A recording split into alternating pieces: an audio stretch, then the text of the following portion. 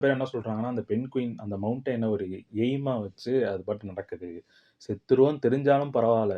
போவோம் அப்படின்னு சொல்லிட்டு அது பாட்டு போகுது. அது மாரி நம்மளும் மனுஷங்களும் வந்து லைஃப்ல இருக்க கோல்ஸ நோக்கி என்ன நடந்தாலும் பரவால்ல போகணும் அப்படின்னு சொல்லிட்டு மோட்டிவேஷனா வந்து சில பேர் எடுத்துக்கிறாங்க. தாங்க லைஃப்.